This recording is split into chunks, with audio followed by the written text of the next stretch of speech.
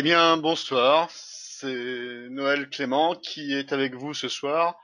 Donc, bienvenue sur le Market Inside. Après la clôture du marché européen, je suis là pour le commenter avec vous. Et vous avez là maintenant en incrustation le rappel légal. Ce que je peux vous dire, c'est que aujourd'hui, on a eu beaucoup d'informations sur lesquelles donc XTB a communiqué avec vous, puisque c'est toujours donc notre plaisir et le service que nous vous offrons. Reda Boutika également a eu l'occasion avec son Good Morning Market de pouvoir commenter une grosse partie également sur le pétrole, puisque c'est un sujet principal. Donc il le fait donc à 9h15. Le live trading, lui, bah, il est à 15h15, et donc j'ai eu le plaisir de le faire à nouveau aujourd'hui. On a d'ailleurs débattu de plusieurs choses avec les clients. Et donc là, ce que je vais commencer à faire, eh bien, c'est de vous mettre en avant, avant de terminer justement cette partie-là pour parler de la clôture.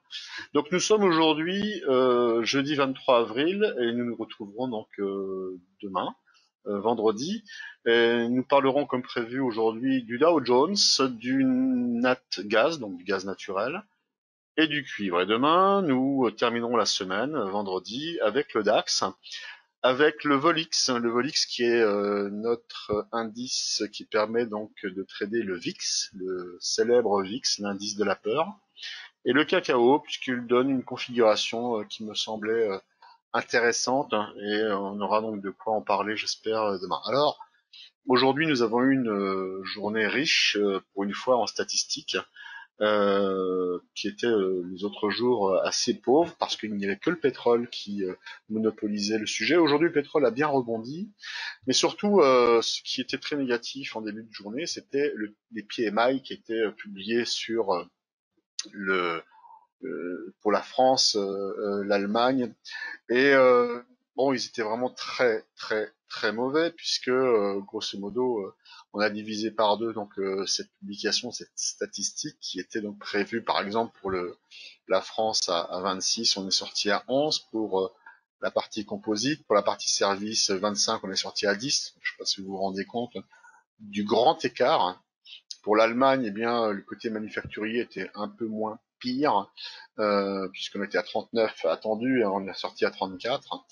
Et pour les services, par contre, hein, 28,5, on est sorti à 15,9. Et au niveau, comme tous les jeudis, des demandes d'emploi aux États-Unis, des demandes d'allocation d'emploi, eh bien, nous avons eu une mauvaise nouvelle, puisque nous attendions donc des inscriptions de demandes d'emploi donc de l'ordre de 4 millions 2 et nous sommes ressortis à 4 millions 4. Précédemment, nous avions eu 5 millions 2. Mais étant donné que la nouvelle était mauvaise, mais moins catastrophique, puisqu'on était habitué à des catastrophes, eh bien, d'une certaine manière, les investisseurs donc ont interprété ça comme étant une bonne nouvelle, puisqu'elle était moins mauvaise que ce qui était catastrophique d'ordinaire. Mais ce qui est quand même important de voir, c'est qu'en 10 ans, eh bien, les US ont effacé justement 10 ans d'emploi, 22 millions d'emplois qui ont été donc complètement effacés. Donc voilà où on en est. Et pourtant, le marché donc a décidé de rebondir à partir de là. Et d'ailleurs, la clôture sur le CAC 40, donc, elle se situe à 4451 en hausse de 0,89%. Le DAX, lui, monte de 0,87% en clôturant à 10 506,10. Donc ça veut dire euh, il revient donc sur les fameux 10 500 que l'on avait abandonnés. Donc c'est une bonne nouvelle en soi. Alors pour ce qui concerne le Dow Jones, ce matin, sur l'analyse matinale, il y avait une proposition justement donc de passer à l'achat sur le Dow Jones à 23 543. Et justement, donc, cette zone, eh bien, elle n'a été touchée qu'après donc les statistiques, puisque c'était ce niveau-là qui était attendu. Et donc, à cette heure-là, hein, au moment où cette publication a été faite, eh bien, il était donc 8 heures, c'est-à-dire que au niveau donc du timing, c'était là. Et donc par la suite, donc quand on est venu donc le casser ce niveau-là, donc forcément donc on a explosé. C'est vrai que il n'avait pas été dessiné donc cette structure précisément, mais on pouvait y voir quelque chose comme cela, c'est-à-dire si vous voyez donc cette zone qui est euh, on va dire, baptisée de ligne de coup, eh bien, nous avons quelque chose qui ressemblerait sur cette partie-là à une tasse et ici à une anse. C'est un petit peu, si vous voulez, donc une partie évoluée donc de l'épaule tête-épaule. D'un autre côté, on aurait pu très bien imaginer qu'ici nous avions une épaule de gauche, ici une tête et ici donc une double épaule. En tout cas, ce sont donc des structures que François Baron nous a donc gratifiées et la sortie donc fait que elle est logique que nous puissions donc exposer à la hausse.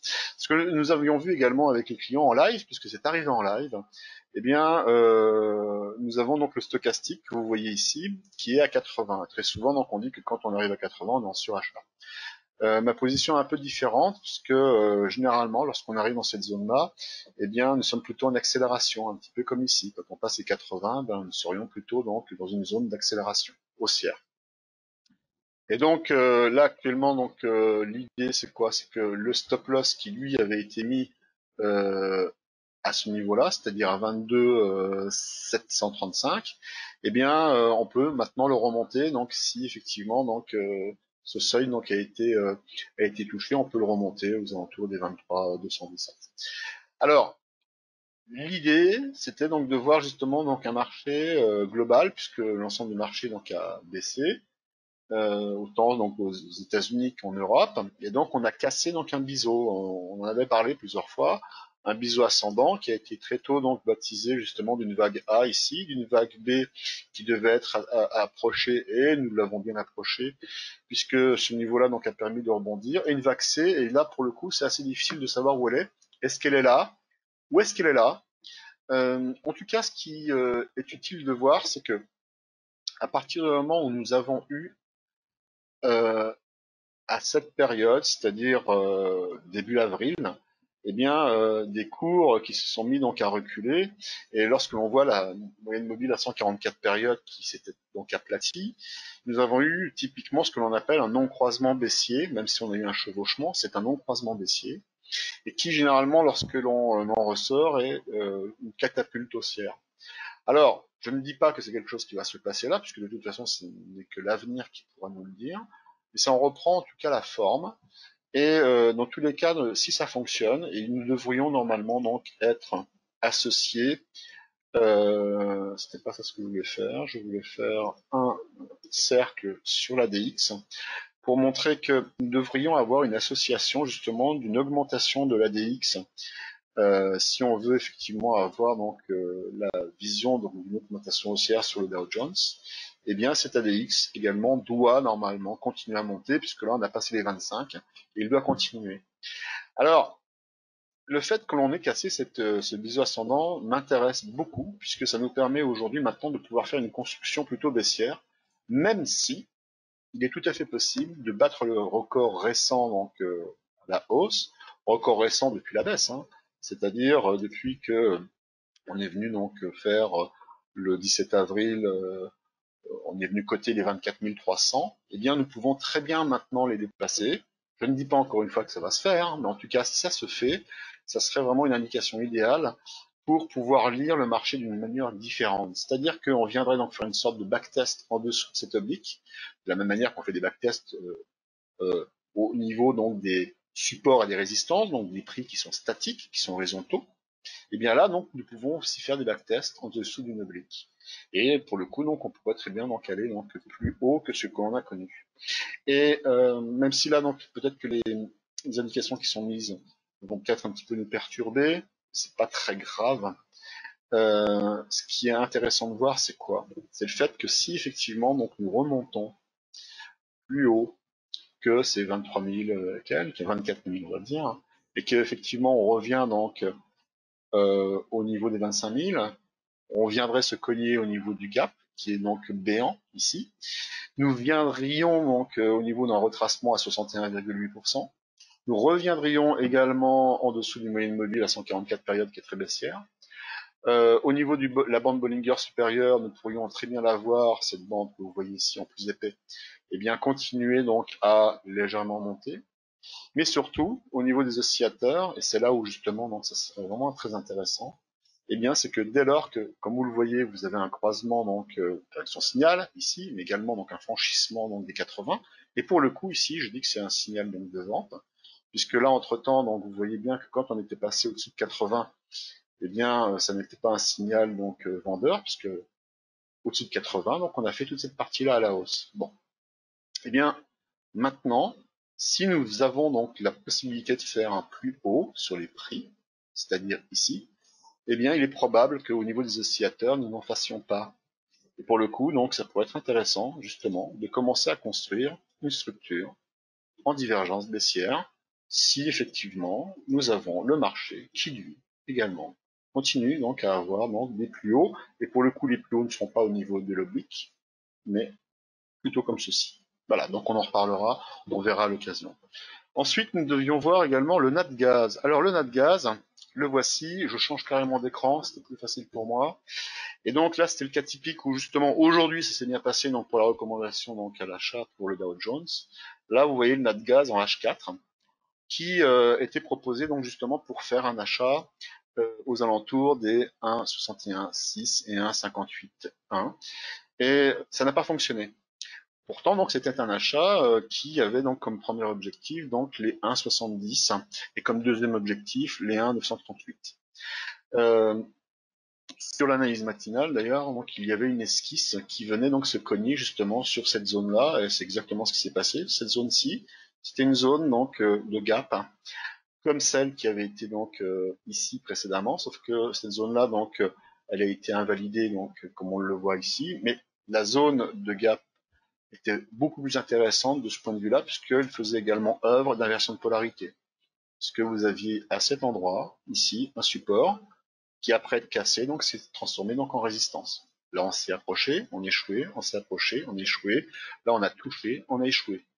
Et ce qui était surtout intéressant de voir, c'était quoi? C'était le fait donc d'avoir une structure qui pouvait donc être esquissée donc en forme de triangle, enfin triangle symétrique, et appuyé justement par les oscillateurs et les moyennes mobiles, eh bien, nous voyons qu'à partir du moment où nous avons franchi ce triangle, eh bien, nous avons le croisement donc des moyennes mobiles, mais plus précisément en H4. Et bien sûr, pour cela, donc, il faut être devant l'écran et à un moment donné, donc, décider soi-même, savoir ce que l'on fait. Mais nous avions déjà eu un croisement sur le DI+, DI-, donc qui lui donc correspondait à cet endroit ici, à l'intérieur du triangle, déjà donc d'une belle hausse. Et nous avons aussi, et c'est pour ça que l'ADX est très utile, à partir du moment où nous franchissons donc les 25 donc c'est la zone de neutralité, c'est-à-dire au-dessus de laquelle donc l'ADX qui est en noir est en tendance. En dessous, il n'y est pas. Et donc le DI plus qui est en vert, lui, indique donc la direction. Je rappelle toujours un peu la même chose. Et quand il est au-dessus, ça veut dire qu'on est en tendance haussière. Quand c'est le DI- qui est au-dessus, on est plutôt en tendance baissière, comme ici, ou comme là. Eh bien, à partir du moment donc on a le franchissement donc de l'ADX au-dessus de 25, eh bien, nous avons donc typiquement à cet endroit-là donc la sortie de ce triangle. Et donc, quand on associe donc un peu comme un détective va associer donc tous les indices, eh bien, on arrive donc à faire euh, une conclusion ou une supposition, en tout cas donc de donner donc un avis, une analyse sur une situation. Et en tout cas donc l'analyse c'était que la sortie du triangle plus la moyenne mobile plus la DX plus le MACD que l'on voit en dessous également qui repasse au-dessus de 0 avec son signal, eh bien nous permettait donc de viser justement donc les cibles. Alors encore une fois, la cible d'entrée donc a été rentrée parce que simplement j'essaie de faire en sorte donc de protéger les clients parce que se protéger, ça n'est pas au travers seulement du stop loss, c'est aussi au travers de l'entrée que l'on va faire donc sur un actif. Meilleure est l'entrée, meilleure est la protection donc par la suite. Si une entrée est mauvaise, eh bien forcément donc d'entrée de jeu donc l'investisseur est en risque. Et donc pour terminer, nous finirons par le cuivre qui est également proposé. Là le cuivre vous l'avez donc en weekly, c'est-à-dire en données hebdomadaires. Et on peut remonter, hein, après on va dézoomer, là je dézoome et après on va rezoomer. Et on voit donc clairement que le cuivre donc était inscrit, donc oui, était inscrit dans un triangle aussi symétrique, un peu de la même manière que l'on était sur le mat de gaz.